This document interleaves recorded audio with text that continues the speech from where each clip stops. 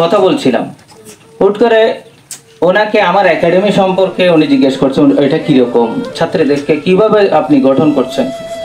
শুধু ওনাকে এই কথাটা বলেছি যে আমি যেভাবে মানুষের সামনে নির্দ্বিধায় উপস্থিত হতে পারছি এবং উপস্থাপনা করতে পারছি নিজের পরিচয়টা, আমি তাদেরকে সেভাবে গড়ে তুলতে চাই।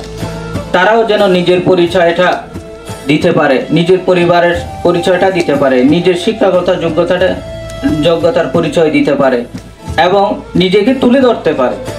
ওই ধরনের, আমি আরেকজনের পকেটের দিকে তাকিয়ে থাকা এই ধরনের লোকদেরকে তৈরি করতে চাই না, এবং আমি নিজেও না। আরেকজনের পকেটের দিকে তাকিয়ে থাকা, টাকার দিকে তাকিয়ে থাকা এবং সে কি বলবে তার থেকে কিছু নিয়ে আমি কথার পরিবর্তন করে দেওয়া, ফতোয়া পরিবর্তন করে দেওয়া, ওই ধরনের লোককে আমি পছন্দও করি না এবং আমি গড়ে তুলতেও চাই না। তো সেই ধরনের এই প্রতিষ্ঠানকে আমি সাজাতে চাই। সকলকে আমি আহ্বান করব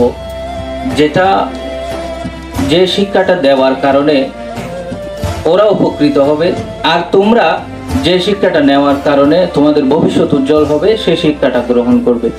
এমন শিক্ষা গ্রহণ করবে না যেটার কারণে তোমাকে লজ্জিত হতে হয়, তোমার পরিবারকে লজ্জিত হতে হয়, তোমার সমাজে তোমার ভ্যালু, তোমার মূল্য নিচে নেমে না যায়, সেই ধরনের শিক্ষাটা এখান থেকে গ্রহণ করবা।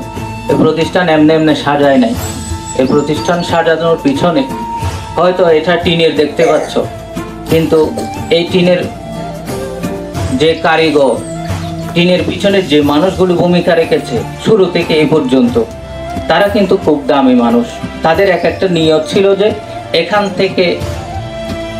থেকে যে মানুষগুলো বের হবে, যারা শিক্ষা নিয়ে বের হবে, তারা সমাজের উচ্চ স্তরে পৌঁছাবে, তারা এমন এমন জায়গায় পৌঁছাবে যাদের কারণে সমাজ উপকৃত হবে, দেশ উপকৃত হবে, জাতি উপকৃত হবে। সেই ধরনের মানুষ এখান থেকে গড়ে উঠবে। এমনি এমনি তোমাদেরকে কোরআন পড়ায়, হাদিস পড়ায় মাঠে ছেড়ে দেবো, তোমরা খতম পড়বে, তারপর ওয়াজ করবে, তারপরে অনেকেই মেয়েরা ঘরে বসে সংসার করবে, এই জন্য সৃষ্টি করা হয় নাই এই প্রতিষ্ঠান। এটার পিছনে অনেক বড় একটা টার্গেট আছে, অনেক বড় একটা নিয়ত আছে, ফুলুসিয়ত আছে। শাহানশাহ হযরত সৈয়দ জিয়াউল হক মাঝভান্ডারী ইসলামী একাডেমি, এটা অনেক বড় একটা নাম, তেমন কাজও। অনেকে এটাকে হালকাভাবে নেয়, লাল মাদ্রাসা বলে, তাই না? টিনের মাদ্রাসা বলে, তাই না? এটা ওদের কাছে টিনের মাদ্রাসা হতে পারে, কিন্তু এটা যখন শাহানশাহ হযরত সৈয়দ জিয়াউল হক মাঝভান্ডারের সাথে সম্পর্কিত হয়ে গিয়েছে, এটা অনেক উন্নত। তোমাদেরকে একটা সিম্পল উদাহরণ দিই। ইট ভাটার মধ্যে, অর্থাৎ ইট ফিল আছে না, ইট ফিল আছে, এখান থেকে সবাই ইট নিয়ে আসে কি কাজে? বিল্ডিং করার কাজে, মসজিদ করার কাজে, রাস্তা, রোড ঘাট, এগুলো সংস্কারের কাজে নিয়ে আসে না? তোমরা একটু লক্ষ্য করো, যে ইট বাড়ির জন্য আসে সেই ইটকে কি তোমরা কেউ চুমো দাও, সিজদা দাও না? আর যে ইট বাথরুমের জন্য নিয়ে আসে সেটার উপর কি তোমরা সিজদা দাও? এটা কি বুকে আগলে রাখো? না। যখন নিয়ত হবে এটা আমি মসজিদের জন্য নিয়ে যাচ্ছি, এটা কিসের জন্য? এই ইটগুলো আমি মসজিদের জন্য নিয়ে যাচ্ছি, তারা অন্তত পক্ষে অশিক্ষিত হলেও এটার আদব রক্ষা করবে। এই ইটগুলো তারা চেষ্টা করবে যথাযথভাবে যেন পবিত্রতার মাধ্যমে থাকে এবং কোনো নাপাকি যেন এটার সাথে না লাগে, ফ্রেশ রাখার চেষ্টা করবে। কারণ কি? এটা আল্লাহর ঘরের সাথে সম্পর্ক হয়েছে, সেই জন্য।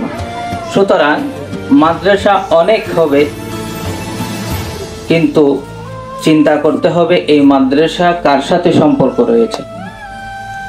আল্লাহর নবীর আওলাদদের সাথে সম্পর্ক রয়েছে বিদায় এই মাদ্রাসার দাম অনেক বেশি। আমি বোঝাতে পারলাম? এটাকে অনেকে সালাম করে, তোমরা দেখেছো কিনা আমি জানি না।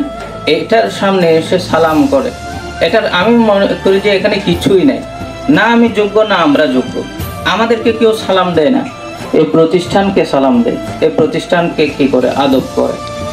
সুতরাং তোমরা সেই ধরনের জাতি হিসেবে গড়ে উঠতে হবে। তোমাদেরকেও যেন তারা কি করে, এটা শাহজাহান হযরত সৈয়দ জিয়াউল হক মিডল্যান্ড ইসলামী একাডেমির শিক্ষার্থী, এটাকে কি করতে হবে, যত্ন করতে হবে। এটা রত্ন, এটা ওখানে পড়ে পড়া হয়েছে, তাকে সম্মান করতে হবে, সে ছোট হোক আর বড় হোক। তো তোমাদের